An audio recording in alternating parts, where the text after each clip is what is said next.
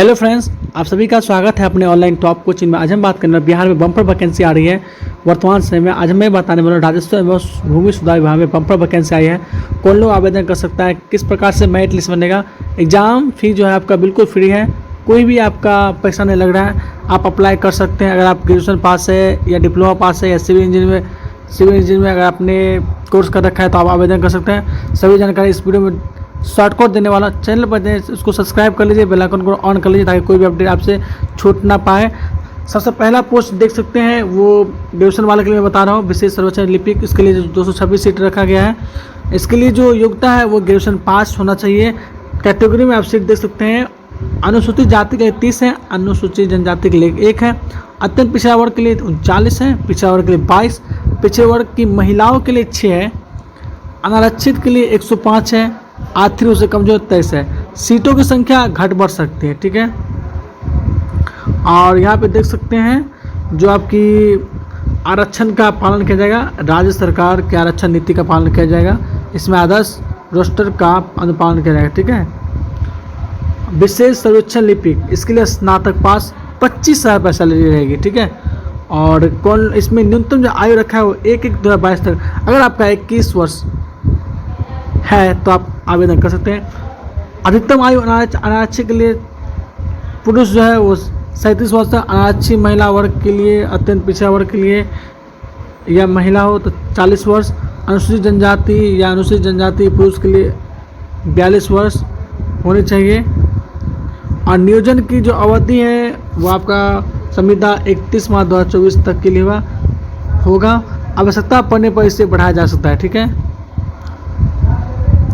चयन की प्रक्रिया क्या है तो इसको अच्छे से समझिए, इसका फॉर्मूला समझिएगा।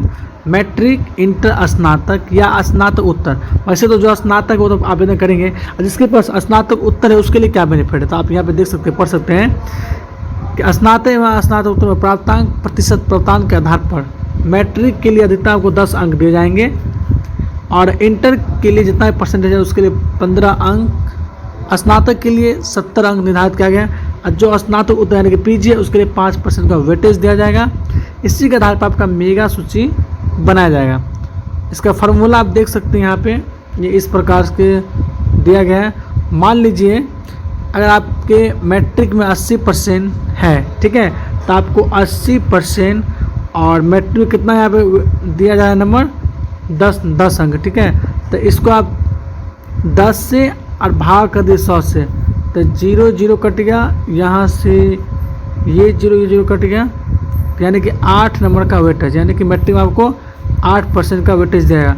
अगर आप कुछ स्टूडेंट ऐसे होंगे जिसको 70% अगर मैट्रिक में होंगे तो 70% ये, 10 नंबर का वेटेज 100 से भागा कट गया, ये कट गया, यानी कि 70 नंबर, यानी कि 70% का 7 नंबर आपको मिलेगा। वही इंटर की बात करें तो इंटर में जो आपका परसेंटेज है वो आप देख सकते हैं 15 अंक दिया जाएगा, ठीक है। वही स्नातक की बात करें, स्नातक में जो आपकी वेटेज रहेगी वो 70% रहेगी, ठीक है। जैसे कोई छात्र की स्नातक में 60% है, 60 गुने 70% वेटेज दिया जाएगा। 70% बाय 100 से आपको जितना भी परसेंट रहेगा ना, आपको यहाँ पे परसेंटेज लिख लेना है, यहाँ पे परसेंटेज लिख लेना है, और जो वेटेज देगा वो लिख लेना है और 100 से भाग दे देना, ठीक है। इसको ये 0 कट गया, ये 0 कट गया, यानी 6 7 42, यानी कि जो जिसके ग्रेजुएशन में 60% है उसको 42 नंबर का वेटेज दिया जाएगा, ठीक है। इस प्रकार से फॉर्मूला से आप निकाल सकते हैं, समझ गए।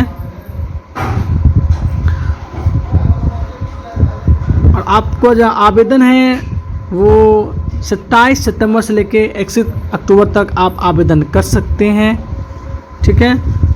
और आपका जो फॉर्म जो है अगर आप कोशिश करें साइबर से बनाएं और अच्छे से सही जानकारी से बनाएं ताकि कोई दिक्कत ना हो आपके साथ। अब बात कर लेते हैं डिप्लोमा छात्र के लिए। यहाँ पे डिप्लोमा जो छात्र है उसके लिए जो सीट रखा गया है वो 1944 सीट रखा गया है, ठीक है। इसके लिए जो सिविल से डिप्लोमा किए हैं वो छात्र इसमें ज़रूर आवेदन करेंगे। और किस प्रकार से रिक्तियाँ दिया गया है देख सकते हैं। अनुसूचित जाति के लिए 293 है, अनुसूचित जनजाति के लिए 12 है, अत्यंत पिछड़ा वर्ग के 288, पिछड़ा वर्ग के लिए 161 है, पिछड़े वर्ग की महिलाओं के लिए 93 सीट रखा गया है, अनारक्षित के लिए सबसे ज़्यादा सीट रखा गया है 1005, और आर्थिक रूप से जो कमजोर वर्ग से आते हैं उसके लिए 92 सीट रखा गया है। सीटों की संख्या घट बढ़ सकती है, ठीक है। इसके लिए जो योग्यता क्या रखा गया है, तो सिविल इंजीनियर में डिप्लोमा है तो आप अप्लाई करेंगे विशेष सर्वेक्षण अमीन के लिए। सैलरी आपकी रहेगी 31,000 मानदेय, और EPF ESI भारत सरकार का अनुदान अंशदान भी आपको दिया जाएगा।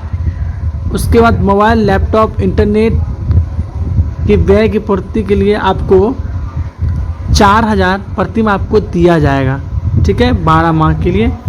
वही बात करें, यहाँ आप देख सकते हैं विशेष सर्वेक्षण अमीन के चयन के बाद जो है प्रशिक्षण के समय स्वयं का लैपटॉप मोबाइल एवं इंटरनेट होना चाहिए, ठीक है। कोई बात नहीं है, अगर आपका सिलेक्शन हो जाता है तो कौन सी बड़ी बात है, लैपटॉप मोबाइल इंटरनेट तो आप ले ही आइएगा। इस उक्त हेतु नवनियोजन संविदा कर्मियों को 1 वर्ष तक प्रति माह 4,000 रुपये का अतिरिक्त भुगतान किया जाएगा। इस सैलरी के अलावा है आपका 4,000, उसके बाद आगे के वर्षों के लिए मात्र इंटर पर होने वाले व्यय यानी खर्चे पर 400 रुपया प्रति माह आपको दिया जाएगा, ठीक है। सिलेक्शन प्रोसेस का है, सिलेक्शन प्रोसेस बिल्कुल सेम है जिस तरह ग्रेजुएशन का बताया उसी तरह इसका सिलेक्शन प्रोसेस रहने वाला है। यहाँ आप देख सकते हैं मैट्रिक डिप्लोमा में प्राप्तांक प्रतिशत प्राप्त के आधार पर मैट्रिक के लिए 10 अंक का वेटेज दिया जाएगा। डिप्लोमा या ITI कितने छात्र ITI के बाद डिप्लोमा कर लेते हैं या दोनों में से कोई एक में अधिकतम 90 अंक का वेटेज के आधार पर आपका मेगा सूची का प्रकाशन किया जाएगा। मेगा सूची का प्रकाशन किस प्रकार से किया जाएगा, यहाँ पे मैं अभी बताया था कि मैट्रिक में 80%, डिप्लोमा 70% अंक है, तो ऐसे स्थिति में मैट्रिक का वेटेज 80 गुने जितना वेटेज दिया है 10 2200 से आपको भाग कर देना है तो आपको 8 नंबर आ जाएगा। वही बात करें जो डिप्लोमा के लिए अगर आपके पास 70% है और वेटेज मिल रहा है आपको 90, 2200 से भाग कर दीजिए, यानी कि जितना परसेंट मिला है वो और जितना का वेटेज मिल रहा है वो 2200 कर दीजिए तो आपका जो है आंसर आ जाएगा, यानी कि 63 नंबर आपको दिया जाएगा। इस प्रकार आपका मेगा सूची का प्रकाशन होगा। अप्लाई डेट है 27 सितंबर से 21 अक्टूबर, ठीक है। अब बात कर लेते हैं तीसरी पोस्ट के लिए, ठीक है। तीसरी पोस्ट यहाँ पे है विशेष सर्वेक्षण सहायक बंदोबस्त पदाधिकारी, ठीक है, ये पदाधिकारी पोस्ट है। इसके लिए जो आपकी सीटों की संख्या रखा वो 96 रखा गया है और इसके लिए जो योग्यता का निर्धारण किया गया है सिविल इंजीनियर में स्नातक आपको होना चाहिए। 2 वर्ष का कार्य अनुभव अगर आपने कहीं काम कर रखा है प्राइवेट में या फिर कोई सरकारी इंस्टीट्यूट में तो आपको 2 साल का अनुभव होना चाहिए। सैलरी आपकी 59,000 प्रति माह आपकी रहने वाली है और यहाँ पे देख सकते हैं मोबाइल लैपटॉप इंटरनेट। उम्र सीमा की बात करें 1/1/2022 के न्यूनतम आपको 21 वर्ष होना चाहिए और इस प्रकार जो एज जो मैंने है वो सब में सेम ही रखा गया। आप देख सकते हैं चयन प्रक्रिया वही है। यहाँ पे मैट्रिक का 10 अंक, इंटर का 15 अंक, स्नातक के लिए 50 अंक, स्नातकोत्तर के लिए 5 अंक, अनुभव कार्य का वेटेज आपको दिया जाएगा, ठीक है। तो इस प्रकार से आप देख सकते हैं अपना स्कोर आप खुद परसेंटेज बना लीजिए मेरा कितना परसेंटेज बन रहा है। अब बात करें चौथा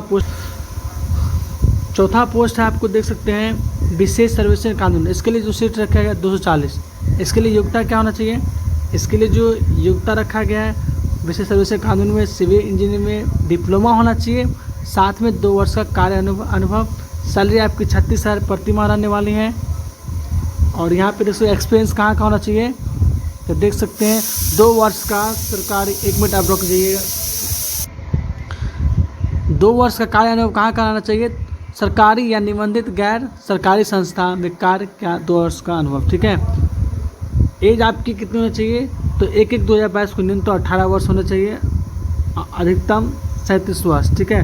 और अगर आप कैटेगरी में आते हैं तो इस प्रकार देख सकते हैं जो अत्यंत पिछड़ा वर्ष है महिला या पुरुष, उसके लिए 40 वर्ष तक आप आवेदन कर सकते हैं। और सिलेक्शन प्रोसेस जो है वो बिल्कुल सेम ही रहने वाला है। मैट्रिक, डिप्लोमा एवं न्यूनतम कार्य अनुभव के पश्चात प्रत्येक अतिरिक्त कार्य अनुभव वर्ष के लिए 5 अंक दिया जाएगा। अधिकतम 20 अंक का वेटेज के आधार पर मेगा सूची का निर्माण किया जाएगा। ठीक है, और यहाँ पर भी वही कंडीशन है।